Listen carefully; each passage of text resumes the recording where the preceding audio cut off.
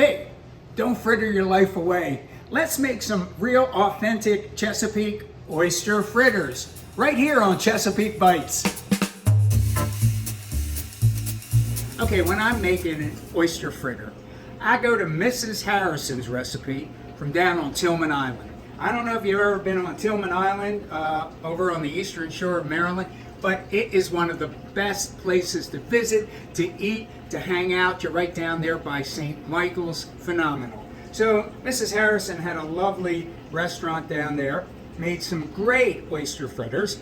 And so I'm just going to take a little bit of salt with flour. All right, most of these things you have right in your very own home, so you don't have to go out and find all kind of exotic ingredients. This is Chesapeake cooking at its best. All right, so now I have a little bit of baking powder to put in there. Now don't tell Mrs. Harrison, okay?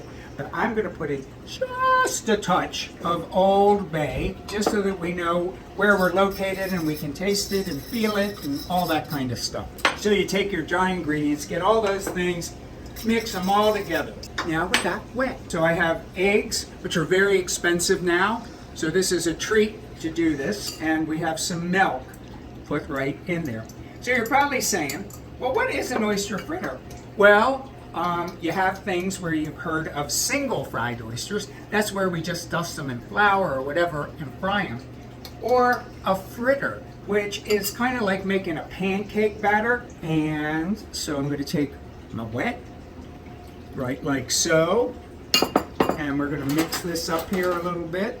So back to the thing. So this is like a pancake batter. And pretty simple.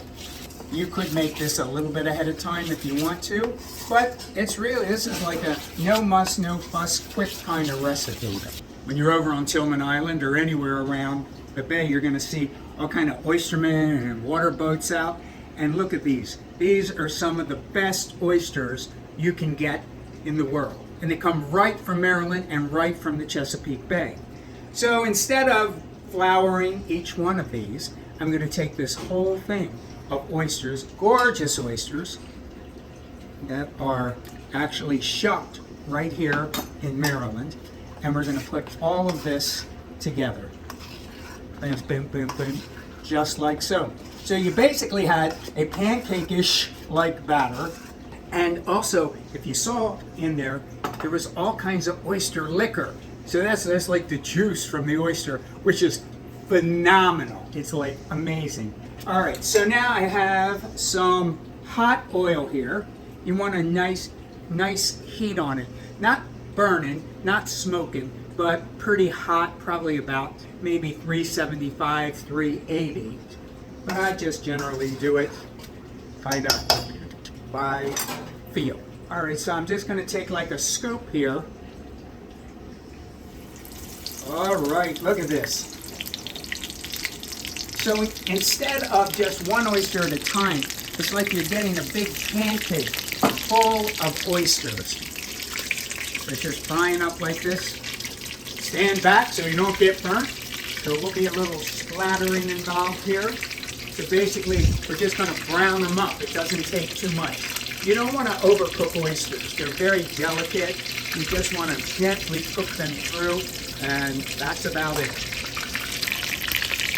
Now we're just going to cook them just for a couple minutes. That way they won't be gummy inside. It'll cook all the way through. So I'd say about like 2 minutes on each side, and you should have it. Okay, next, they're looking pretty good to me. We've had about 2 minutes on each side. So I get some paper towels here. You want to drain off any of the excess oil. Like so. Come on there, Fritter. Come on, Fritter. Oh, these fritters, you gotta watch them sometimes. They try to get away from you. And how Mrs. Harrison did it. But yeah, so we're just gonna dry them off just a little bit to get the oil off. And I'm gonna grab a plate here. And I generally, you could do it with cocktail sauce or tartar sauce. I'm gonna use the tartar sauce today. So we just take our fritters, put them on here. You could serve it with some coleslaw, some potato salad on the side, some lemon, and it's absolutely delicious. And so this is the real stuff. This is the stuff you get when you come and you visit the Chesapeake, when you come and visit Maryland. So we always look for Maryland's Best Seafood. You can find that on marylandsbest.net. Or if you want to see where to visit and see Tilghman Island, go to visitmaryland.org. And you're going to get some of the best that Maryland and the Chesapeake has to offer. This is it.